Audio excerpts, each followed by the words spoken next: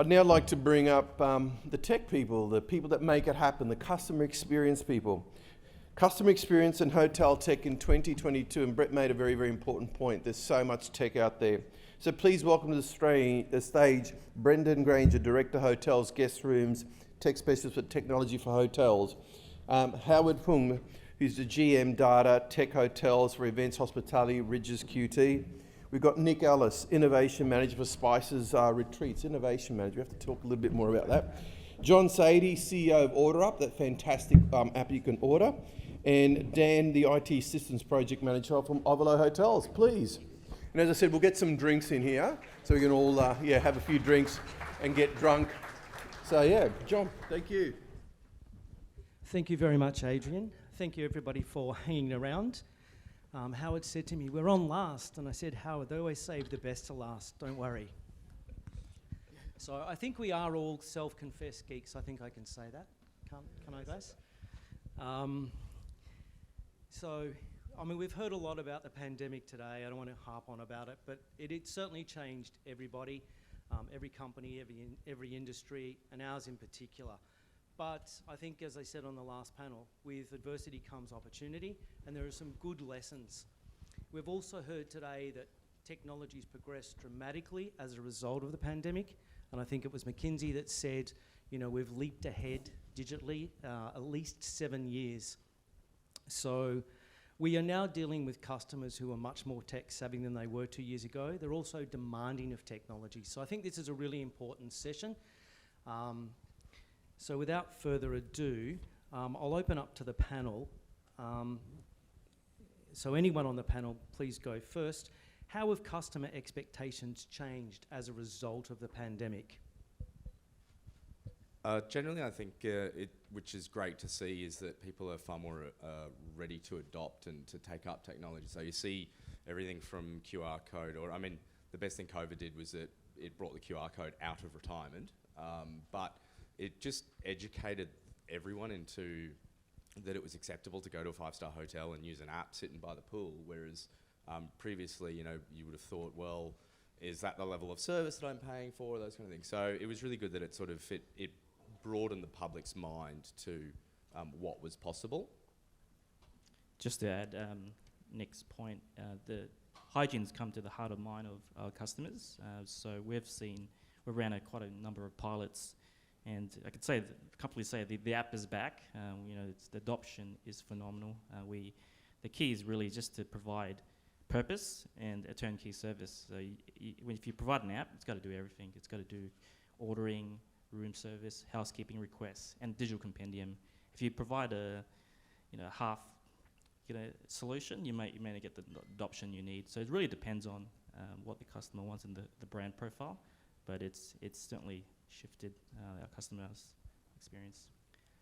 Dan? Yeah, I totally agree. It's people are more savvy these days. There's more self-service platforms around in a lot of venues. So I think guests are not only wanting to have that options, they're also expecting that. So yeah, totally.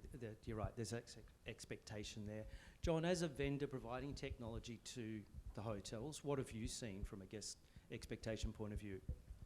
I think similar to what was said before. Before hotels, this technology was quite rife in restaurants, so they're seeing it there, they're using it there. Going to hotels, it's sort of expected to be there, and definitely pre-pandemic it was not. So the uptake that we've seen over the last, especially the last sort of 12 months, has been phenomenal, and not just I guess the guest experience and the feedback that we see, but also the lift in revenue, and people actually realising that, hey, I can interact with a hotel menu just like in Uber or the such, and there's the photos, and it's sort of you're taking that external marketing aspect, I guess, as I was saying in the previous panel around hotel rooms and be able to see things. And with digital ordering, you can see the food. You know what it's going to look like. You may be exploring a different type of food, and you can see what that looks like. The explanation or the description may not normally be enough, but if they see that cocktail, they see the way that dessert platter is presented, they're like, I want that, and it helps with selling. Without giving too much away, can you share some uptake numbers, and maybe not even uptake numbers, but When hotels go digital, you know, what increase can they expect in the average check? Just because we eat with our eyes, it's more graphical. Yeah. People spend time on their device ordering rather than on the phone with somebody via room service. Yeah. Look, we're definitely seeing across the board anything from sort of 25 to 30% uplift in previous sort of, you know, cart value. And I think the main driver of that is imagery that helps, but also the ability to customise the item. So typically they may not know you can add prawns to the spaghetti or whatnot for an extra $15 or whatever it may be. But so that does help lift the order. And again, people eat with their eyes and they just sort of, you know, they're on holiday. It's a different mentality to spending. They're just plugging away and I want that, I want that, I want that. So they do seem to spend a little bit more. And the other part of digital ordering is obviously the upsells. So we have the benefit of having their attention. So it's like, you know, would you like this to go with that? Or, you know, other people have ordered this with that, we recommend this. So there's ways to push that price up. And sometimes if you get an extra couple of dollars per order, it makes a difference. 100%. So there's obviously benefits for the guest. What about from a hotel point of view? If you've gone digital with your menus, easier to maintain and things like that. Anybody want to talk to that? Yeah, just to add, you know, it depends on the brand. You know, if you're, you know, like a 1 star, you could just be away for a piece of paper. But at a 5 star, you know, we probably spend up to, you know, $80,000 a year just to reprint menus, and you know, just having that ability just to dynamically update content. You know, the ROI is phenomenal. Like we've seen probably a good 90-day ROI on deployment through the app. It's all key. We've had pilots where they kept the menu in the room and no one used the app. So we made a conscious decision at a luxury brand, just a few hotels, just to remove the menu completely, and you know, it's not a single complaint. So it's pretty good. Nick, any thoughts on that? No, look, to be honest, I'm in a really interesting space because I work for a group where if it was up to Jude, our owner, you would be leaving your phone at reception on check-in and we would have Wi-Fi blackouts. So we try to make everything seamless, and we try to have, I guess, a little bit of technology working in the background that improves the experience, but the idea is that it's extremely low touch and the guests shouldn't even know it's happening. The internal debate to even get casting systems put across the hotels was quite entertaining. So yeah, it's probably a bit of an individual scenario for us. Yep. And Dan, what about at Ovolo? So we started to introduce the app to our hotels. As Stephen said before, you know, our ethos is effortless and it needs to be easy for the guests. So, you know, they're not going to be putting in a lot of information before they make an order. So we wanted to make sure that, you know, what we implement is easy and it's usable and the guests will use it. Thanks, Dan. I hate to mention it, but we've talked a lot about obviously the labour shortage and stuff like that. I'd like to mention it hopefully from a positive point of view. How can we use technology to make things easier? There's a number of ways. You know, the biggest challenge right now is, you know, housekeeping. You know, trying to keep your occupancy high and to clean the rooms at the same time. So the technology is there. You know, we've got a lot of great solutions out there. Automating that piece is very critical. And what we've seen is front office. You know, it's also quite hard to find that consistency around 24/7 support. So we've deployed mobile check-in capability, mobile key. So probably by June this year, we would have our QT brand and Churro brand will be 100% mobile key. The adoption hasn't been there, but there's certainly what we've seen is it's all about the digital engagement. You know, using AI chatbot to kind of incentivize the customer to say, hey, do you know you can check in this way? And it's really just enhancing that digital capability, giving the customer an option. As soon as they arrive, you can use technology as beacon. As soon as they arrive at the hotel, it can just pop up. Have you thought about completing a mobile check-in with a mobile key? So I think we're nearly there. The technology is evolving really quickly, and we're working with a lot of partners to complete that. Yep. I suppose there's a lot of talk about mobile key, and there's a lot of confusion about mobile key versus pre-arrival check-in or mobile check-in. So you can check in before you arrive at the hotel, like we have at airlines for many years, but it does not necessarily mean you actually use mobile key. Do you see uptake in the first part, pre-arrival check-in? And to me, what that means is when the guest arrives at the front desk, all of the paperwork is done, all of the boring side of the process, and then literally it frees staff up to have a conversation with the guest and just hand over the key and tell them about the property. 100%. For where I see the true value is the data quality. So, you can traditionally you would fill a reg card out with your email address and where you live and so on. But having the pre-arrival technology, you can really qualify that data before they arrive, incentivize them, upsell to them, and it really creates that consistent customer journey. So really, the first stage is how to get people onto a pre-arrival. We've trialled a few. We've seen probably 20% take up, but it's still not there yet to really make that kind of significant impact. So it needs to kind of combine with automated check-in. So we've deployed a number of automated check-in technology. We've seen one hotel in Darwin doing 90% through one kiosk. We've seen a hotel in Parramatta in the west doing 20%. It's to do with it's a high cash concentrated region, so for a variety of reasons. So the technology it's not one size fit all. It's all being dynamic and really down to that test and learn concept that Google was talking about. Not all of it's around technology, though. Often requirements to procedures need to change. As you said, if the hotel puts in an app to do food ordering but leave the actual printed menu in the room, then you're sort of skewing any results that you'll get from the trial. Dan, what about you guys? What sort of technology are you looking at to help with labour shortages? So the mobile app is definitely one of them. We've got the app that can integrate with other systems like the PMS system, the point of sale, so guests can make an order through that apps and it goes directly to the kitchen. Yeah. So bypass all of the touch points from the staff. So that helps. We're also looking at automation processes for the back of house, finance systems, how we can automate an approval process, CapEx approval, things like that. So we're looking at both front of house and back of house to reduce the workload for the team. Thanks, Dan. Nick, what are you guys doing at Spices to help with the staffing shortage? Yeah, it's interesting because, as I said, we try to keep, I guess, the properties very low tech. From the guest perspective. We really invest everything in the back of house. So, for example, we've just launched the private collection sub-brand, which is Grand Designs Australia meets Airbnb. And basically from signing an owner up and getting that house live for sale to the public, I think there's 67 individual tasks that need to be completed. So we've used automation tools online like Zapier and those kind of things, and now about 45 of them are all completed automatically.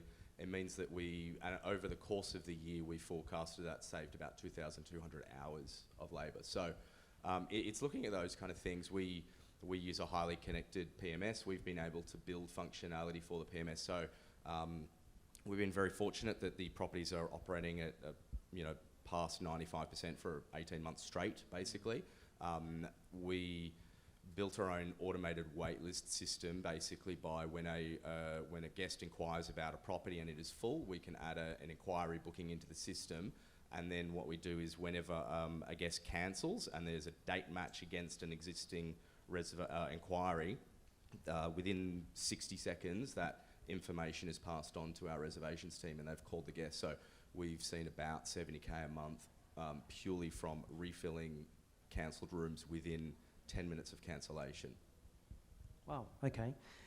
So hence the name Innovation Manager in your title. Is that the sort of thing that you look at? As you said, low tech from the guest point of view, but very high tech from the back end? Yeah, look, I've been there about a year and I still don't know how to explain exactly what I do. So I think it's really because the key is it's not always about a technology-based solution. So it is about looking at business process. Is there a step missing in something we're doing?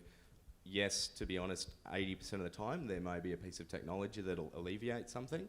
I just growing the team, and I literally issued a position description last week that said, never stop looking for a better way to do what we are doing. And that's literally the entire job description.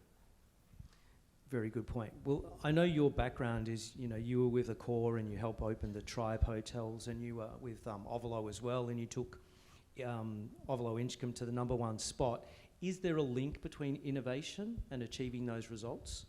100%. I think that that's the expectation of the guests today. Obviously, every brand is the prior panel really, I think, nailed the importance of the brand and the experience. I feel that the innovation and the expectation of that is becoming more and more apparent in in our travellers, and it's what they want. And if you don't, naturally as people, we look for innovation. We get bored with the mundane and the repetitive. So we naturally seek out those who do it a little bit differently, and that's why brands like Ovolo, who have had amazing success in pitching a different story or a different take, really drives that.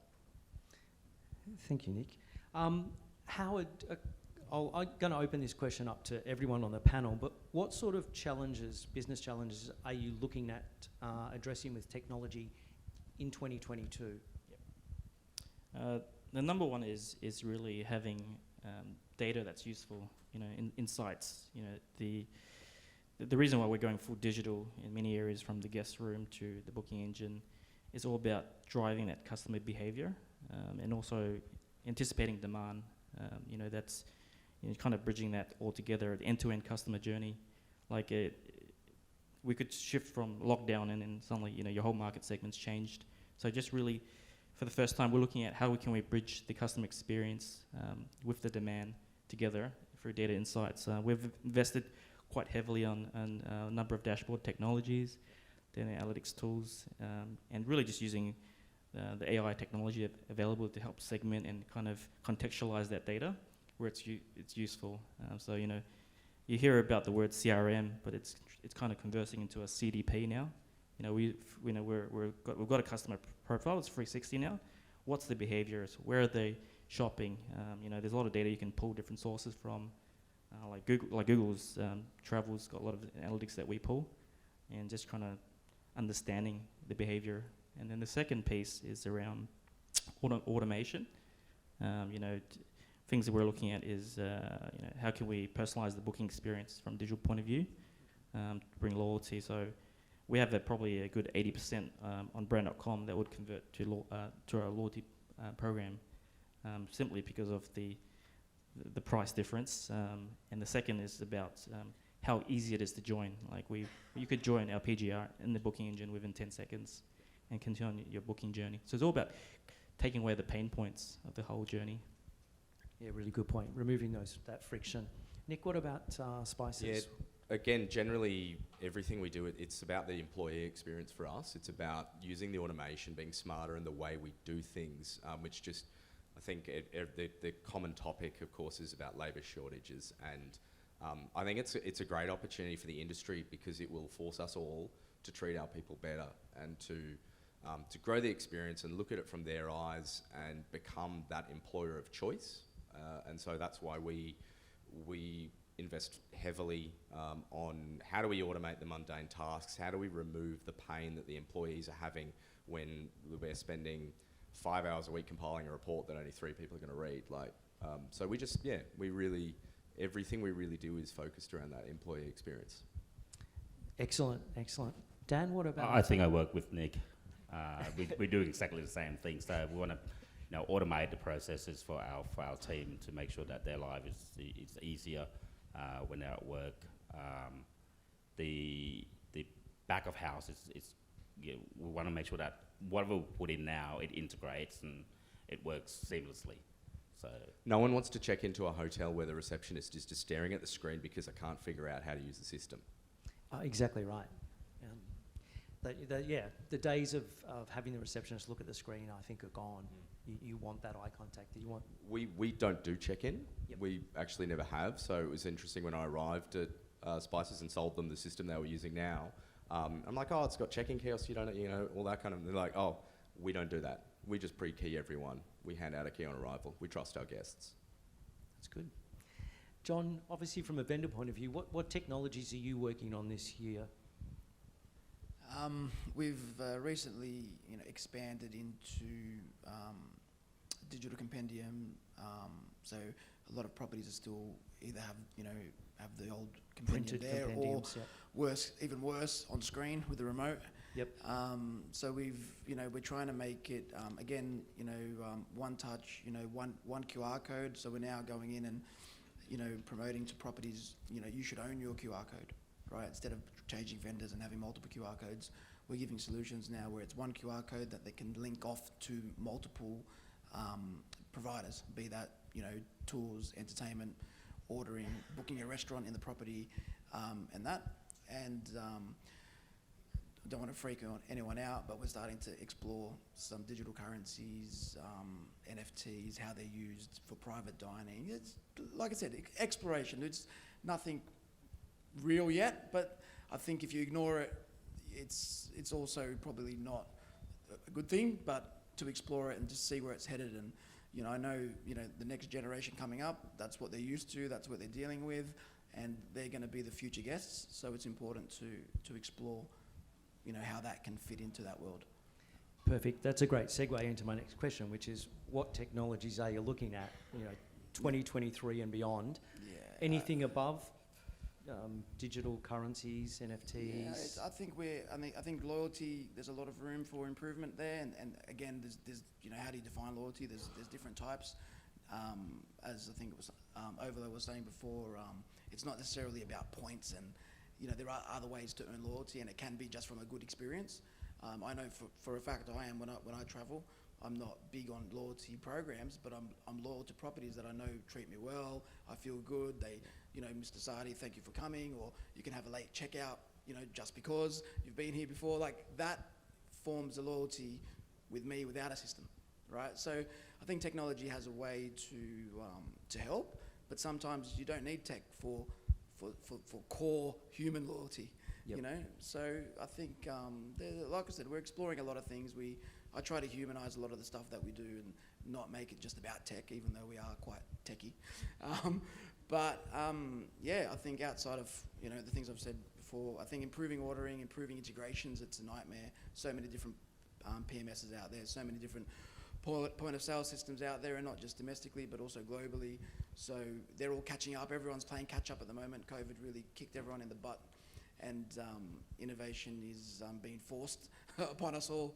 So even as a tech company, we learn every day, and we learn actually the most from our customers, and we hear their problems and we try to solve them. Awesome. Thank you, John. Dan, what are you guys looking at for 2023 and beyond? Probably interested in looking at the energy management systems. We want to be able to save costs, save energy. So keep an eye on that. Smart rooms, things like that. Just from an energy point of view, or enhancing the guest experience Oh, at the same time? Definitely enhancing the guest experience. We want to be able to the guests be able to walk in and open the door and songs come on and Lights the come light on, comes on, curtains and open. Curtains open. Yep. Champagne pops itself automatically. That's right, and pour it in glass for you. We actually do some really interesting, and again, I can't take credit for this because it was in place before I started, but the group, because we have such a huge focus on sustainability, like we report carbon output per guest on a P&L every month, right next to total revenue, total profit. So we use IoT devices, Internet of Things, and we have thousands of these all through our eco camps. So we will not water the ground if the moisture level at 60 centimetres below the surface of the ground is less than whatever the sustainability analyst says the moisture level needs to be. So, we're very much we've had our fair share of natural disasters. We've had retreats burned down, floods, fires, everything. So if the fire alarms are activated at any of the eco camps, the 24/7 team can dial in straight away, look at the CCTV and activate sprinklers remotely purely on the areas that need them. It's really quite amazing what they've gone to. Like, we have our own platforms that have been custom developed to manage the technology in the sustainability space. And that's centralised across the group, so somebody from head office can actually turn sprinklers on at ABC if a fire alarm is activated right now, it literally goes straight to your mobile, and it's an SMS back saying yes, activate, and we will literally have sprinklers on before the fire brigade could even respond. Excellent. Howard, what are you guys looking at? There's a number of things. Energy management's a no-brainer, because of costs. So we're investing heavily in that space. IoT devices, smart rooms. It's the pressure from organisation, like Events, a ASX listed company, so a lot of pressure from everywhere, the banks. So we're putting significant investment in that space. But just touching on, I think John's point around, what's cryptocurrency and NFTs. Like there's a marketing buzzword called, Web 3.0. Essentially, what is Web 3.0 versus Web 2.0? So Web 2.0 it's like Facebook. It's just the web. It's Wikipedia essentially. Web 3.0. What's the elements of it? I think what's really interesting is it's a blockchain. It's an encrypted network. It's like another layer of the internet. But what's interesting is Web 3.0 offers decentralized ways of working through digital assets. So that's NFTs, tokenized assets, payments, and also the cryptocurrency itself. What's interesting is it offers a lot of fraud mitigation. Like through decentralized identity. So people are all scared of data breaches. What's happening with my data?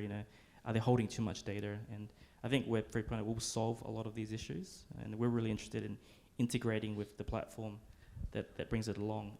NFTs, love it. What's great about it is the smart contract element of NFTs. So what can you do with it? You can pre-program anything into the NFT. You could say, if you're become a loyalty member of Event, we will give you an NFT, different tiers and different capabilities. So you could scan your NFT for any ecosystem, and you get your immediate benefits, and all the automation will kick in.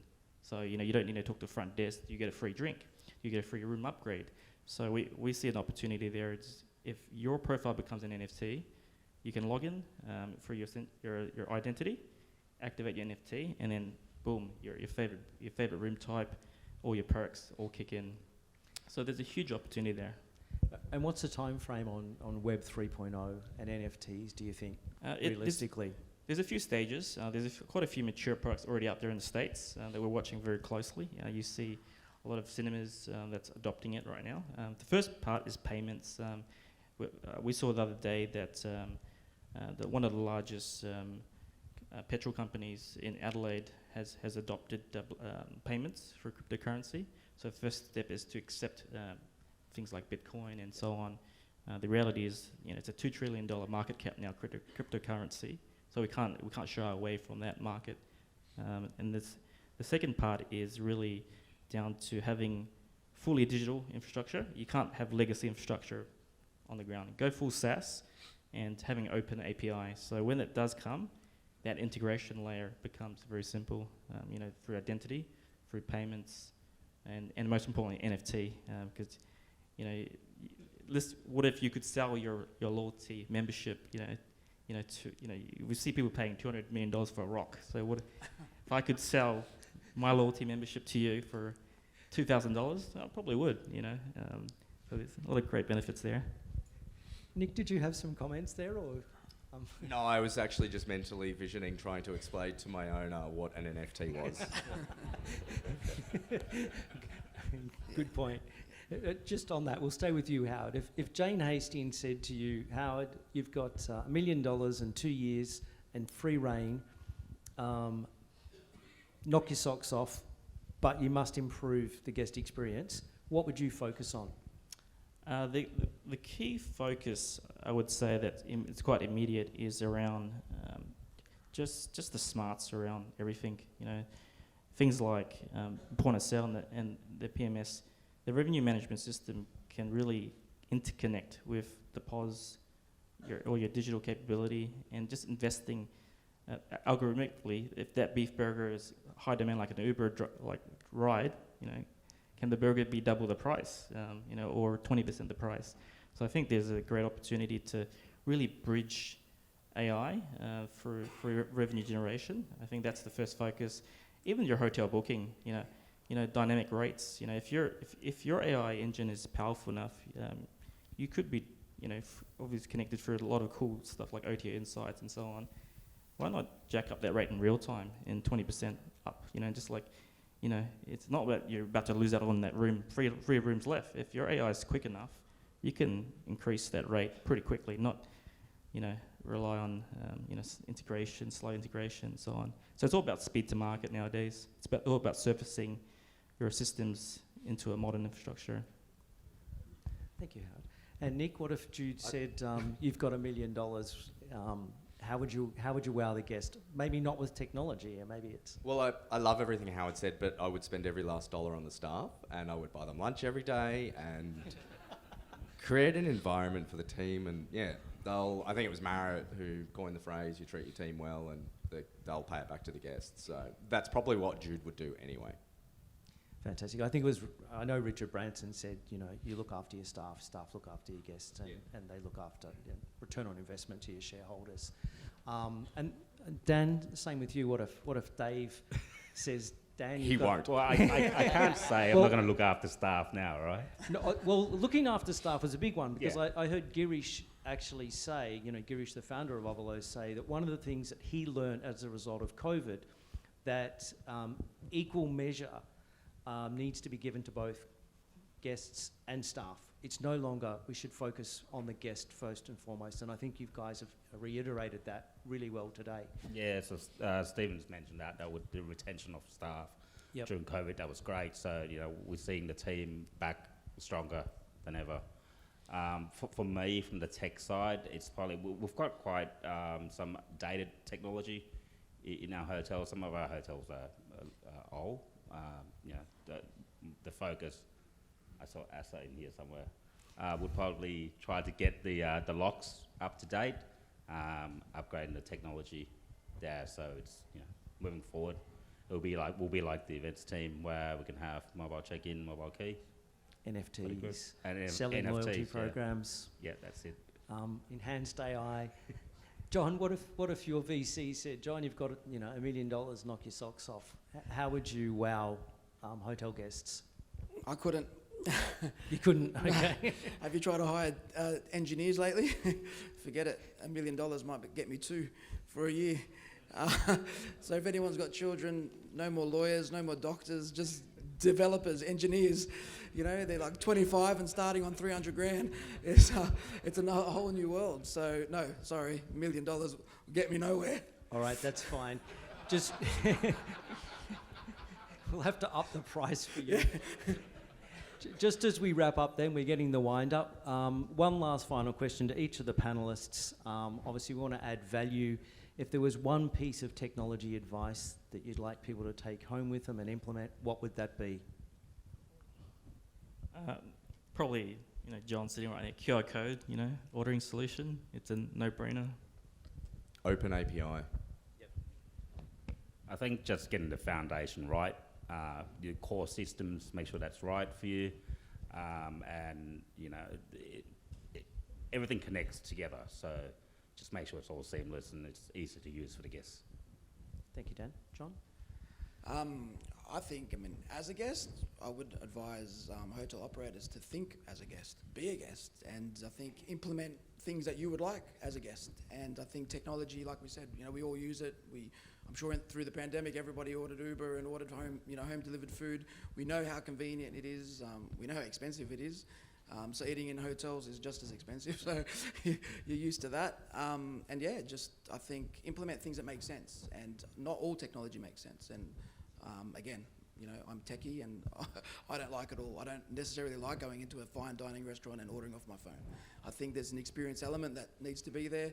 Yep. You go into a Nando's and you hear Portuguese music. There's a theme to venues, to restaurants, to brand, and I think that's also important. So finding a common ground between the two is important.